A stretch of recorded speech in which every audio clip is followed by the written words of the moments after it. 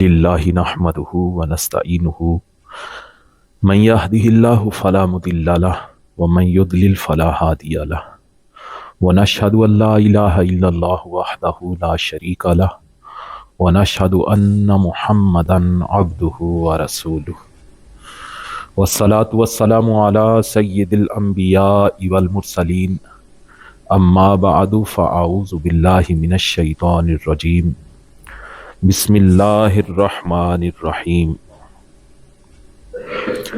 ذرہم یأکلوا ویتمتعوا ویلہہم العمل فسوف یعلمون وقال رسول اللہ صلی اللہ علیہ وسلم من کذب علی متعمدا فلیتبوأ مقعدہ من النار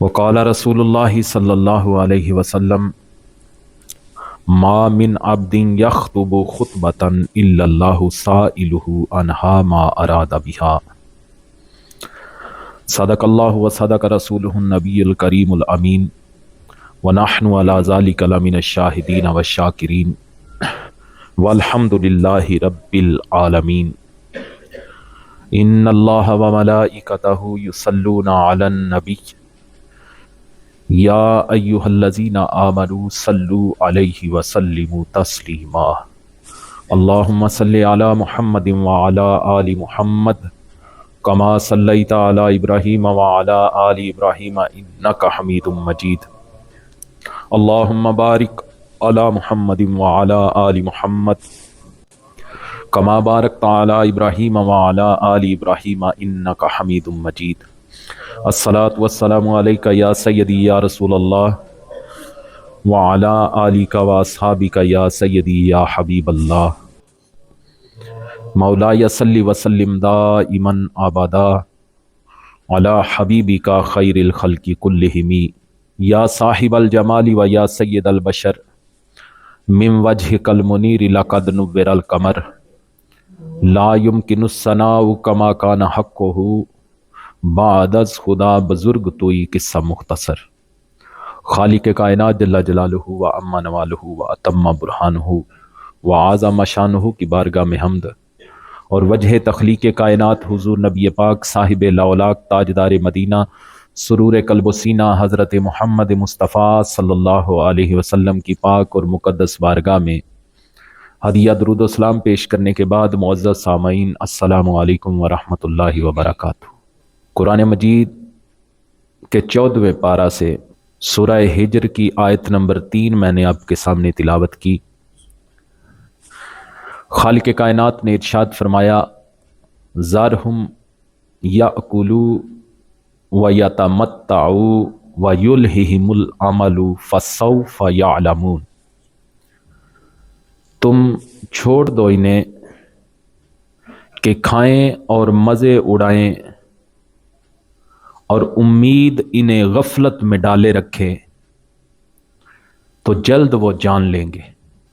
اسی آیت کی تفسیر میں تفسیر ضیاء القرآن جلد نمبر 2 صفحہ نمبر 530 پہ حضور ضیاء الامت پیر محمد کرم شاہ رحمۃ اللہ تعالی علیہ نے لکھا ہے کہ اللہ تعالیٰ فرماتا ہے کہ اے میرے حبیب ان احمقوں کو اسی حالت میں رہنے دیجئے اور ان کو سمجھانے کی مزید زحمت گوارا نہ کیجئے،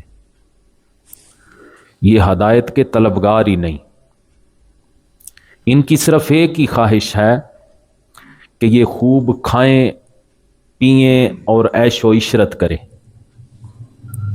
انہیں اسی میں مگن رہنے دیجئے، یہ لمبی آس لگائے بیٹھے ہیں، جب موت کا وقت آئے گا انہیں خود بخود معلوم ہو جائے گا کہ انہوں نے اپنے اوپر کتنا ظلم کیا ہے۔ عزیزان من، جمعۃ المبارک کے آج کے اس اجتماع میں ہم 7 ایسی چیزیں زیر بحث لائیں گے جو نیک اعمال کی بجا آوری میں رکاوٹ بن جاتی ہیں، اور سید عالم صلی اللہ علیہ وسلم نے فرمایا کہ ان کے رونما ہونے سے قبل نیک اعمال کر لو۔ तिरमिज़ी शरीफ 2228 नंबर हदीस मुबारका। हज़रत अबू हुरैरा रज़ी अल्लाह ताला अन्हो रिवायत करते हैं कि आका करीम सल्लल्लाहु अलैहि वसल्लम ने फरमाया, बादिरू बिल आमाल सबअन, कि 7 तरह की सूरत हाल ज़ाहिर होने से पहले नेक आमाल कर लो। वो 7 तरह की सूरत हाल क्या हैं, वो 7 चीज़ें क्या हैं? हुजूर फरमाते हैं, हल तुनज़रूना इल्ला इला फ़क्रिन मुनसिन, क्या तुम लोग बुला देने वाली गुर्बत का इंतज़ार कर रहे हो?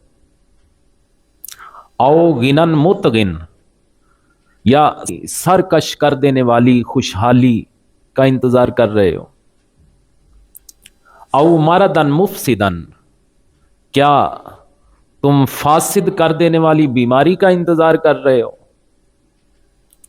औ हरमन मुफन्निदिन, या मखबूतुल हवास करने वाले बुढ़ापे का इंतज़ार कर रहे हो?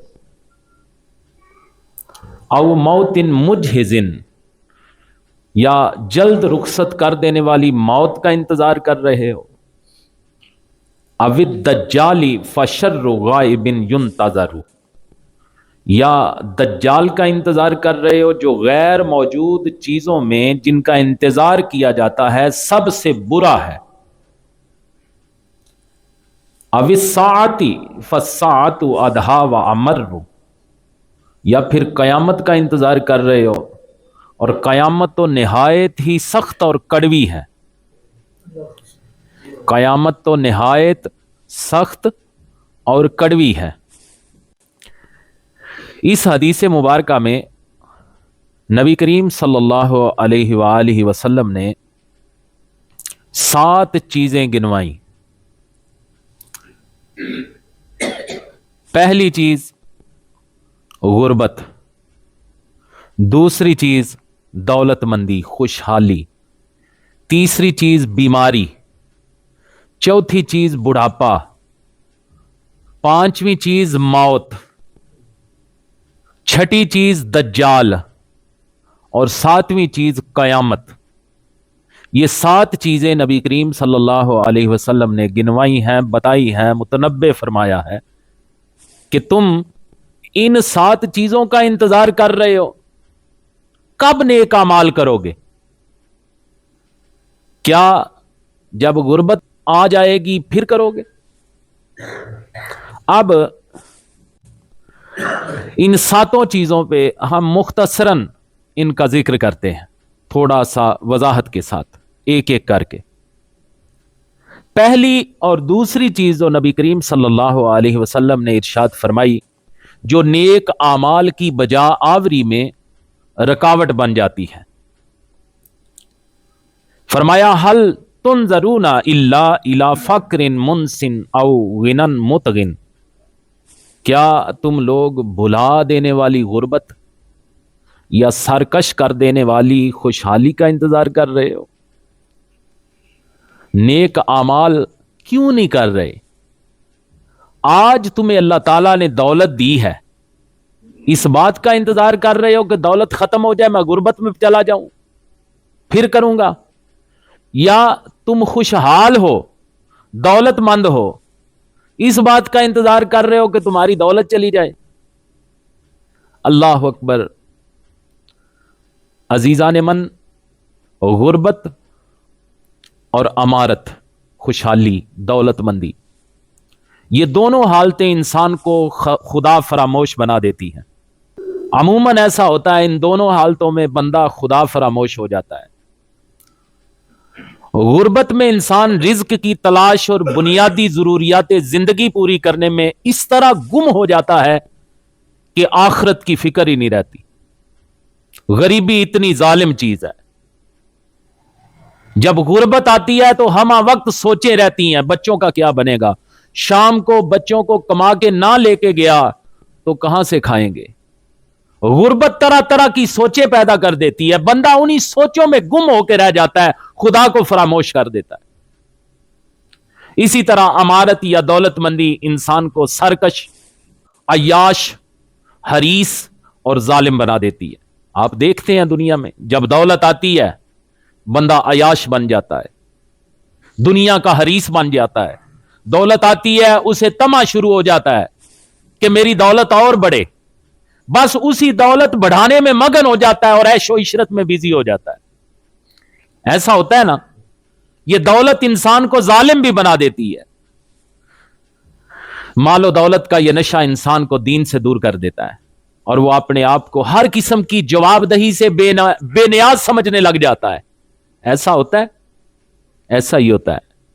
لہذا میرے حضور نے فرمایا اس سے پہلے کہ غربت تمہارے گھر میں پنجے گاڑ لے، اس سے پہلے کہ تم غربت کا شکار ہو جاؤ، آج آسودہ حال ہو، نیک اعمال بجا لاؤ، نیکیاں کر لو. تمہیں غربت کی پریشانی نہیں، ابھی ان غربت کی پریشانیوں نے تمہیں گھیرا نہیں. میرے حضور فرماتے ہیں کیا تم غربت کا انتظار کر رہے ہو کہ وہ آئے گی تو میں پھر نیک اعمال کروں گا؟ لیکن غربت بڑی شدید چیز ہے، یہ بندے کو خدا فراموش بنا دیتی ہے، بندہ خدا کو بھول جاتا ہے. اسی طرح میرے حضور نے فرمایا کیا دولت کا انتظار کر رہے ہو، خوشحالی کا انتظار کر رہے ہو؟ خوشحالی تو بندے کو سرکش بنا دیتی ہے، ظالم بنا دیتی ہے، خدا فراموش بنا دیتی ہے. لہذا ان دونوں چیزوں کے رونما ہونے سے پہلے نیک اعمال کر لو. یہ میرے حضور کی تقریر ہے، یہ حضور نے فرمایا ہوا ہے. کس کے لیے؟ ہمارے لیے، اپنی امت کے لیے، کہ میرے غلاموں اس سوچ میں نہ پڑے رہنا کہ دولت آئے گی تو میں نیکیاں کروں گا. اگر دولت آ گئی تو تم سرکش ہو جاؤ گے، خدا کو بھول جاؤ گے. میرے غلاموں ان دونوں چیزوں کے رونما ہونے سے قبل نیک اعمال کر لو. تیسری چیز، صحت کی حالت میں انسان چاق و چوبند رہتا ہے.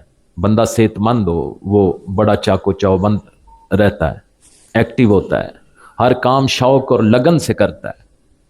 لیکن مرض، بیماری انسان کو کمزور اور کاہل بنا دیتی ہے، کوئی کام کرنے کو جی نہیں چاہتا. اس لیے نبی کریم صلی اللہ علیہ وسلم نے جو تیسری چیز فرمائی، او مارا دن مفسدن، یا تم ایسی بیماری کا انتظار کر رہے ہو جو بیکار بنا دینے والی ہے. اللہ اکبر. آج اللہ نے تجھے صحت دی ہے، تندرستی دی ہے، تو جوان ہے، اپنے پاؤں سے چل سکتا ہے، اللہ کے گھر کی طرف آ سکتا ہے. میرے حضور فرماتے ہیں کہ بیماری آنے سے پہلے پہلے اپنی اس تندرستی میں نیک اعمال کر لو، اس سے پہلے کہ تم بیماری تمہیں اس قابل نہ چھوڑے کہ تم گھر میں اللہ کے گھر میں آ سکو، بیماری تمہیں اس قابل نہ چھوڑے کہ تم کسی کے کام نہ آ سکو، بیماری تمہیں اس قابل نہ چھوڑے کہ تم اللہ کی بارگاہ میں سر بھی نہ جھکا سکو. جب بیماری آتی ہے تو بندہ اتنا عاجز ہو جاتا ہے بعض اوقات کہ بندہ اللہ کی عبادت بھی نہیں کر سکتا، خود وضو نہیں کر سکتا، مسجد میں نہیں جا سکتا، اللہ کی بارگاہ میں سر نہیں جھکا سکتا، کسی کے کام نہیں آ سکتا. میرے حضور فرماتے ہیں کہ بیماری آنے سے پہلے پہلے اس جوانی میں، اس تندرستی میں نیک اعمال کر لو اور اللہ کو راضی کر لو. یہ تیسری چیز ہے. چوتھی چیز میرے حضور کریم صلی اللہ علیہ وسلم نے فرمایا، او حرم مفندن، یا ایسے بڑھاپے کا انتظار کر رہے ہو جو عقل کو زائل کر دیتا ہے. انسان جب بوڑھا ہو جاتا ہے تو وہ جسمانی اور ذہنی لحاظ سے کمزور ہو جاتا ہے. جوانی میں جو ذہن کام کرتا ہے وہ بڑھاپے میں نہیں کرتا. ذہنی لحاظ سے بندہ کمزور ہو جاتا ہے. بعض دفعہ عقل معوف ہو جاتی ہے، پتہ ہی نہیں اسے چلتا کہ میں نے سجدہ کرنا ہے کہ رکوع کرنا ہے. اسے نماز یاد نہیں رہتی، اسے نماز کس طرح ادا کرنی ہے وہ یاد نہیں رہتی، کلموں کو بھول جاتا ہے، بڑے بڑے نیک اعمال کو وہ بھول جاتا ہے. بڑھاپا ایک ایسی چیز ہے کہ بندے کی عقل کو معوف کر دیتا ہے. میرے حضور فرماتے ہیں آج تم جوان ہو، اس سے پہلے کہ بڑھاپا آ جائے بڑھاپا تمہیں کمزور کر دے، تمہاری عقل زائل کر دے، اس سے پہلے کہ ایسا وقت آ جائے میرے غلاموں، اس جوانی کو غنیمت جانو، تندرستی کو غنیمت جانو۔ آج تم بوڑھے نہیں جوان ہو، اس وقت کو غنیمت جانو، آؤ اللہ کی بارگاہ میں نیک اعمال کر لو۔ بعض دفعہ بوڑھے لوگوں کی عقل معاف ہو جایا کرتی ہے، وہ نادان بچے کی طرح ہو جاتے ہیں، وہ محنت اور مشقت نہیں کر سکتے بوڑھے بندے۔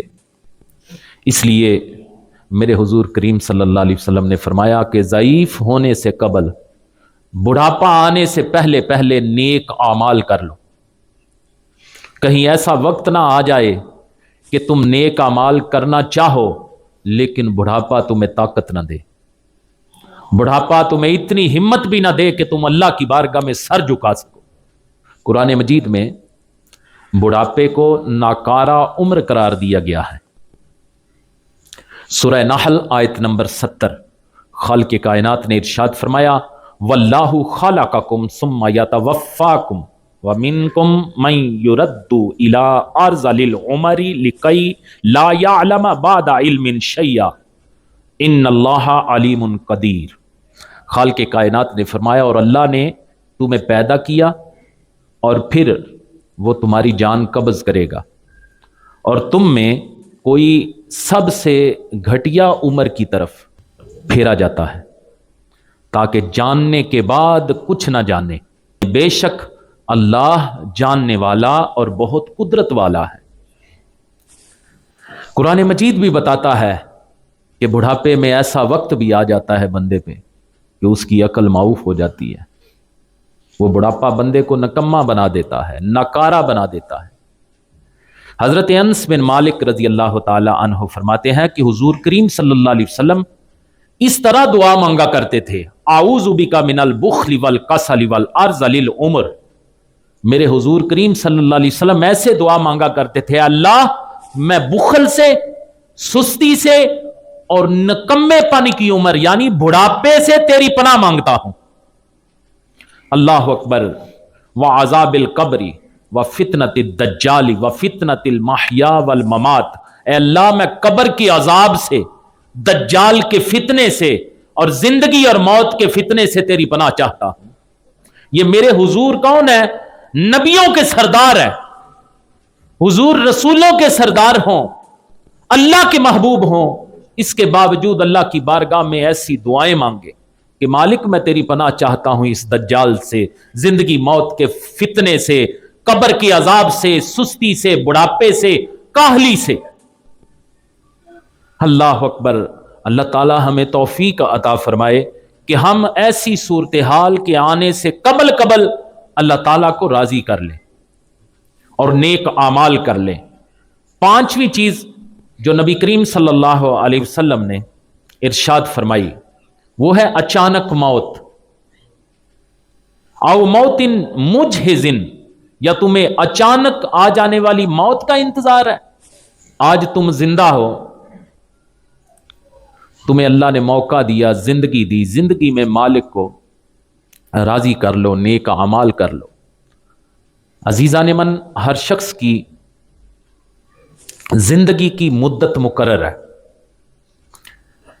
جب وہ پوری ہو جاتی ہے تو یہ دنیا اسے چھوڑنی پڑتی ہے۔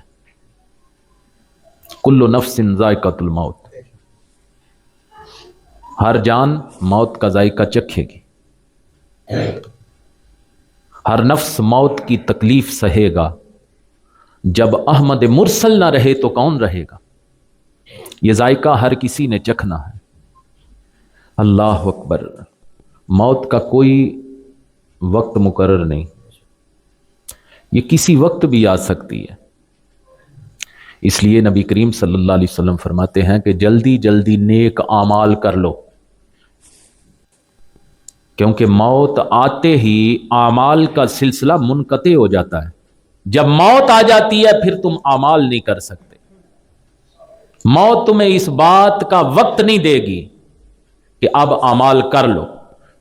جب زندگی ختم ہو جاتی ہے، موت آ کے ڈیرا ڈال لیتی ہے، تو پھر اعمال کا سلسلہ منقطع ہو جاتا ہے۔ مسلم شریف حدیث نمبر 4202، سرور عالم صلی اللہ علیہ وسلم نے فرمایا اذا مات الانسان انقطع عنہ عملہ الا من ثلاثہ، جب انسان فوت ہو جائے تو اس کا عمل منقطع ہو جاتا ہے سوائے 3 اعمال کے، الا من صدقۃ جاریہ، نمبر 1 صدقہ جاریہ، نمبر 2 او علم ينتفع به، ایسا علم جس سے فائدہ اٹھایا جائے، نمبر 3 او ولد صالح یدعو لہ، یا نیک اولاد جو اس کے لیے دعا کرے۔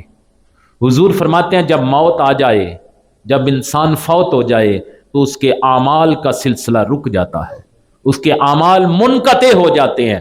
ہاں یہ 3 چیزیں ایسی ہیں، صدقہ جاریہ یا علم نافع یا اس کی نیک اولاد جو اس کے لیے دعا کرے، اس کے علاوہ کوئی بندہ موت آنے کے بعد عمل نہیں کر سکتا۔ اللہ اکبر۔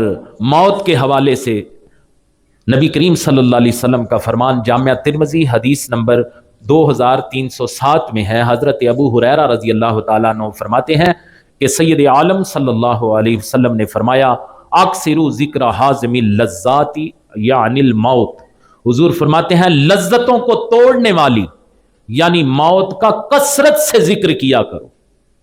یہ کثرت سے ذکر کرنے کا مقصد یہ ہے کہ بندے کے اندر یہ بات پکی ہو جائے کہ ایک وقت آنا ہے، میں نے مر جانا ہے، فوت ہو جانا ہے، اس دنیا کو چھوڑ دینا ہے۔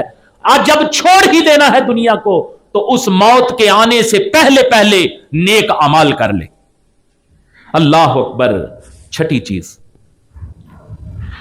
جو نبی کریم صلی اللہ علیہ وسلم نے فرمائی او الدجال فشر غائب ينتظر، حضور فرماتے ہیں یا دجال کا انتظار کر رہے ہو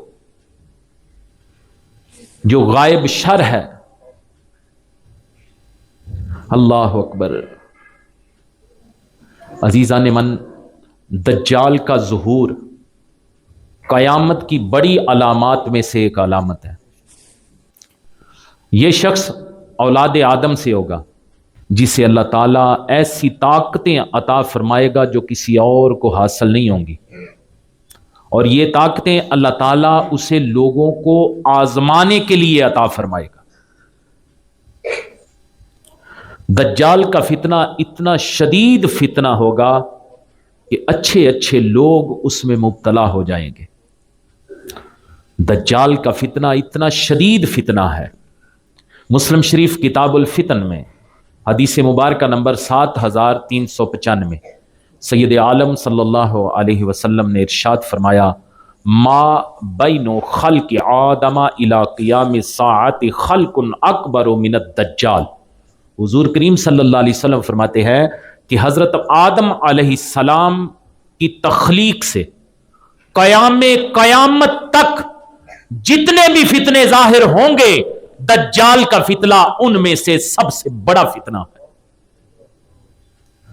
یہ ایک بہت بڑی آزمائش ہوگی۔ اس سے پہلے کہ دجال والی آزمائش آ جائے، آج ہی ہم نیک اعمال کرنے شروع کر دیں اور برائی سے توبہ کر لیں۔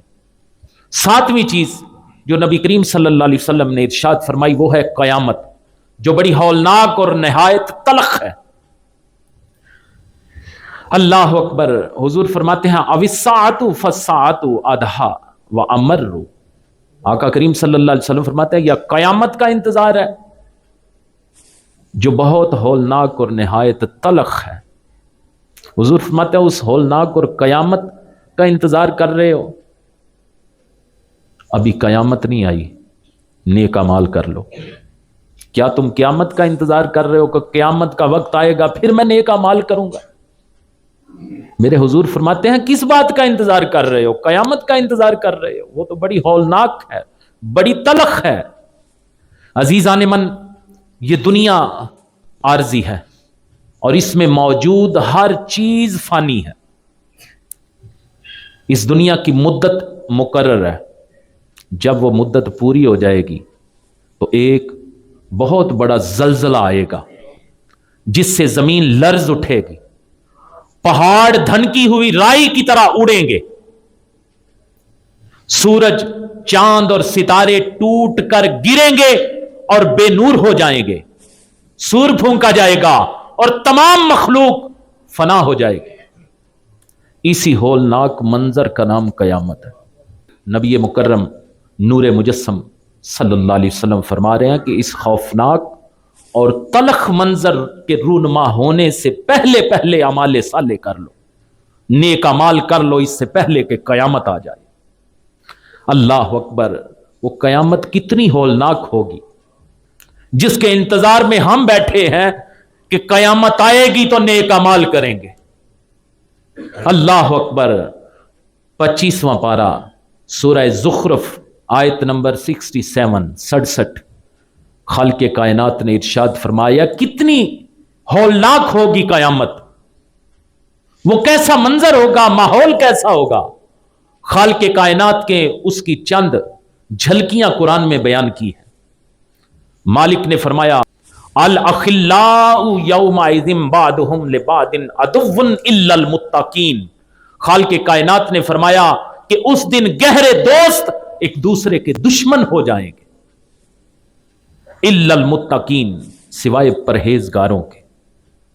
آج یہ دوست جن کے ساتھ تو شب و روز گزار رہا ہے, جو تجھ پہ جان نچھاور کر رہے ہیں, لیکن قیامت کا منظر ایک ایسا منظر ہوگا, آج تجھ پہ جان دینے والا تیرا دوست اس دن تیرا دشمن بن جائے گا. آج تو جس پہ جان دیتا ہے, کل کو قیامت والے دن تو اس کا دشمن بن جائے گا. یہ قیامت کا منظر ہے جو خالق کائنات نے قرآن میں بیان کیا. اللہ اکبر. عزیزان من, موت سے پہلے کی زندگی ہی عمل کی زندگی ہے. اس کے بعد جزا اور سزا کی زندگی شروع ہو جاتی ہے. بعد والی زندگی میں, مرنے کے بعد والی جو عالم برزخ کی زندگی ہے, بعد والی زندگی میں کسی کو کوئی نیک عمل کرنے کی یا خدمت خلق کرنے کی, صدقہ خیرات کرنے کی, نمازیں پڑھنے کی, عبادات کرنے کی کوئی اجازت نہیں ہوگی اور نہ ہی کوئی گنجائش. قرآن مجید سورہ منافقون آیت نمبر 10 میں خالق کائنات نے ارشاد فرمایا وَأَنفِقُوا مِمَّا رَزَقْنَاكُم مِّن قَبْلِ أَن يَأْتِيَ أَحَدَكُمُ الْمَوْتُ فَيَقُولُ. خالق کائنات نے فرمایا اور ہم نے تمہیں جو رزق دیا اس سے اس وقت سے پہلے پہلے کچھ ہماری راہ میں خرچ کر لو. ہم نے تمہیں جو رزق دیا اس سے اس وقت سے پہلے پہلے ہماری راہ میں کچھ خرچ کر لو کہ تم میں کسی کو موت آئے تو کہنے لگے ربی لولا اخرتنی الی اجل قریب فاصدق واکم من الصالحین, کہ اے میرے رب تو نے مجھے تھوڑی مدت, مجھے مہلت کیوں نہ دی کہ میں صدقہ دیتا اور صالحین میں سے ہو جاتا. لیکن اس وقت اس کا وہ تمنا کرنا بیکار ہوگا. آج اللہ نے بھی ہمیں متنبہ فرما دیا کہ موت سے پہلے پہلے نیک اعمال کر لو. میرے محبوب نے بھی اپنی احادیث میں اپنی امت کو خبردار کر دیا, مختلف نشانیاں بتا دی کہ ان چیزوں کے آنے سے پہلے پہلے نیک اعمال کر لو. اس وقت تو لاکھ بھی خواہش کرے, تیرا دل کرے کہ میں عبادت کروں, تو بڑا پچھتائے گا, لیکن اس وقت موقع نہیں ملے گا. عزیزان من, یہ دولت, یہ جائیدادیں, یہ رشتے ناتے جن کے لیے ہم دولت اکٹھی کرتے ہیں, یہ بہن, یہ بھائی, یہ ماں, یہ بیٹی, یہ بیویاں, یہ بیٹے, یہ خاندان, یہ کنبہ, جن کے لیے ہم دولت اکٹھی کرتے ہیں, ایک دوسرے کے ساتھ دھوکہ اور فریب کرتے ہیں, ان کے متعلق قیامت کے دن جو نقشہ خالق کائنات نے قرآن مجید میں ہمیں دکھایا ہے وہ ملاحظہ فرمائیں. قرآن مجید میں قیامت میں آپ کو یہ سمجھانے کی کوشش کر رہا ہوں کہ قیامت کیسی ہولناک ہوگی, قیامت کا منظر کتنا ہولناک ہوگا. اللہ اکبر. سورہ عبس آیت نمبر 34 تا 37, یہ 30واں پارہ ہے. خالق کائنات نے ارشاد فرمایا قیامت کا وہ منظر وہاں کیا ہوگا. یہ بہن بھائی, یہ عزیز و اقارب, یہ بیوی, یہ بچے, یہ خاندان جن سے آج تو بڑا پیار کرتا ہے, بڑی محبت کرتا ہے, ان پہ جان نچھاور کرتا ہے, لوگوں سے ان کے لیے دولتیں ہتھیاتا ہے, زمینیں ہتھیاتا ہے, ہر ظلم کرتا ہے ان کے لیے. دیکھ ذرا قیامت والے دن جن کے لیے لوگوں پہ تو ظلم کرتا ہے, زیادتیاں کرتا ہے, ان کے حق مارتا ہے, قیامت کو ان کا کردار کیا ہوگا. میرے خالق کائنات نے ارشاد فرمایا یوم یفر المرء من اخیہ و امہ و ابی. قیامت کا دن ایسا دن ہوگا, مالک فرماتا ہے کہ اس دن آدمی اپنے بھائی سے بھاگے گا, اپنی ماں اور اپنے باپ سے بھاگے گا, وصاحبتہ وبنی, اپنی بیوی اور اپنے بیٹوں سے بھاگے گا. لکل امرئ منہم یومئذ شأن یغنی. مالک فرماتا ہے کہ ان میں سے ہر شخص کو اس دن ایک ایسی فکر لاحق ہوگی جو اسے لوگوں سے بے پرواہ کر دے گی. اللہ اکبر. ایک اور مقام پہ فرمایا ولا یسأل حمیم حمیما, کوئی دوست کسی دوست کا حال نہیں پوچھے گا. آج اپنے دوست کے لیے سگے باپ کو گریبان سے پکڑ لیتے ہو, اپنے دوست کے لیے سگے باپ کے سامنے کھڑے ہو جاتے ہو, آنکھوں میں آنکھیں ڈال کے باتیں کرتے ہو کہ دوستی خراب نہ ہو. خدا فرماتا ہے ولا یسأل حمیم حمیما, کوئی دوست کسی دوست سے حال نہ پوچھے گا. یبصرونہم, حالانکہ وہ ان کو دکھائے جا رہے ہوں گے, دوست نظر آ رہے ہوں گے, پریشان ہوں گے, لیکن ہر کسی کو اپنی اپنی پڑی ہوگی. دوست کا دکھ کسی کو نظر نہیں آئے گا, اپنے دکھ پہ دھیان ہوگا. وہ اتنا ہولناک دن ہوگا, کوئی دوست کسی دوست کا حال نہیں پوچھے گا. یود المجرم لو یفتدی من عذاب یومئذ ببنیہ. مالک فرماتا ہے کہ اس دن مجرم آرزو کرے گا کہ کاش اس دن کے عذاب سے چھوٹنے کے بدلے میں اپنے بیٹے دے دے, وصاحبتہ واخی, اور اپنی بیوی اور اپنا بھائی دے دے. بندہ اس دن یہ عرض کرے گا کہ مالک یہ عذاب مجھ سے پھیر لے, میرے بیٹوں کو دے دے لیکن مجھ سے پھیر لے, میری بیوی کو دے دے لیکن مجھ سے پھیر لے, میں اپنا بھائی دیتا ہوں, مالک اس کا عذاب, یہ عذاب مجھ سے پھیر کے اسے دے لے, مجھے بچا دے. لیکن ایسا نہیں ہوگا. وَفَصِيلَتِهِ الَّتِي تُؤْوِيهِ, مالک فرماتا ہے کہ اپنا وہ کنبا جو اسے پناہ دیتا ہے, وَمَنْ فِي الْأَرْضِ جَمِيعًا ثُمَّ يُنْجِي, اور جتنے لوگ زمین میں ہیں سب کے سب پھر یہ بدلہ اسے بچا لے.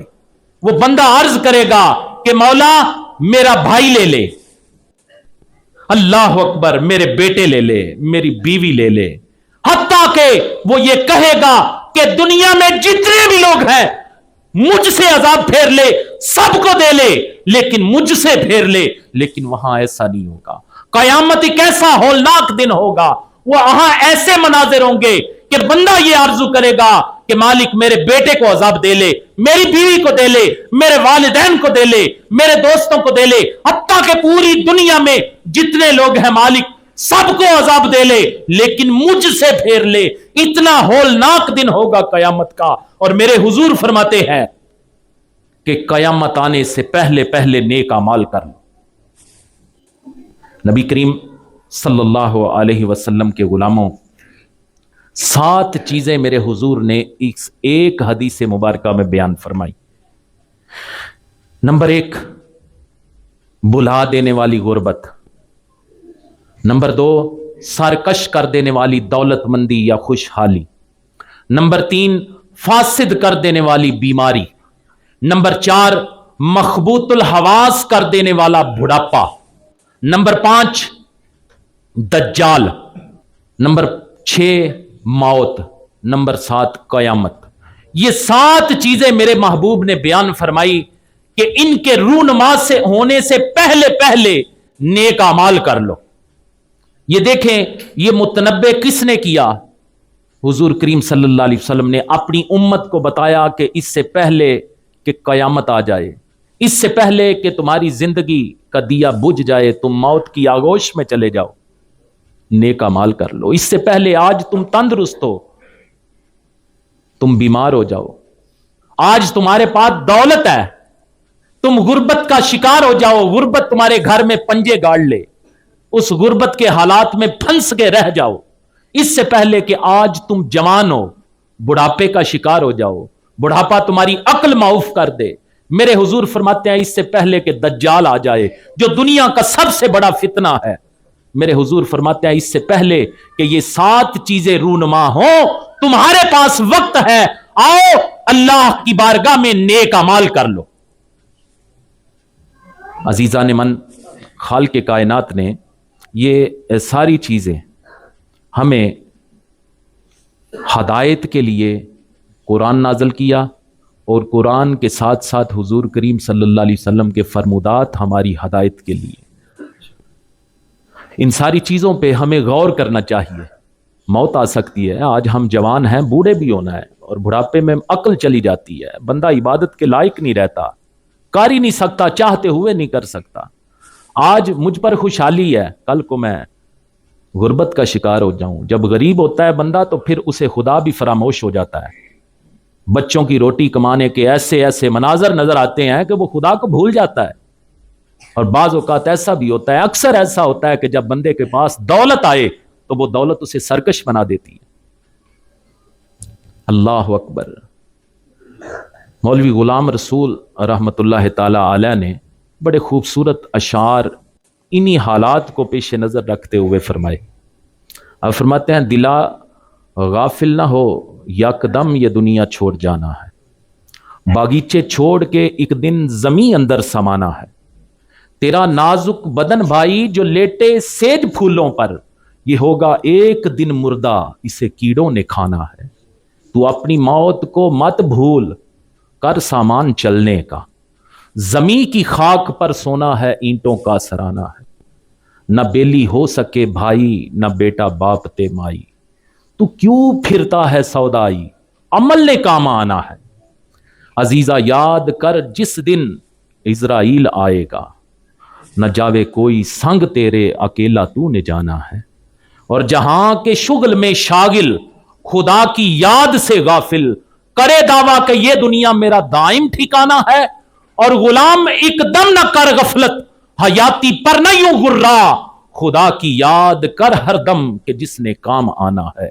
دلا غافل نہ ہو، یک دم یہ دنیا چھوڑ جانا ہے، باغیچے چھوڑ کے ایک دن زمین اندر سمانا ہے، اور جب ایک دن زمین اندر سمانا ہے تو اس سے پہلے کہ باغیچے ہم چھوڑ دیں، اس سے پہلے کہ یہ دنیا چھوڑ کے چلے جائیں، آج وقت ہے، یہ زندگی غنیمت ہے، تیری صحت تیرے پاس غنیمت ہے، تیری جوانی تیرے پاس غنیمت ہے، تیری خوشحالی تیرے پاس غنیمت ہے، آج تو بڑا آسودہ حال ہے، تیرے پاس وقت ہے، آج اللہ کی بارگاہ میں جھک جا، نیک اعمال کر لے، جب موت آ جائے گی تو عمل نہیں کر سکے گا۔ اللہ تعالی ہم سب پہ اپنا فضل فرمائے، اور جتنی باتیں کہی سنی ہیں ان پہ عمل کرنے کی توفیق عطا فرمائے۔ سبحان ربک رب العزت عما یصفون، وسلام علی المرسلین، والحمد للہ رب العالمین۔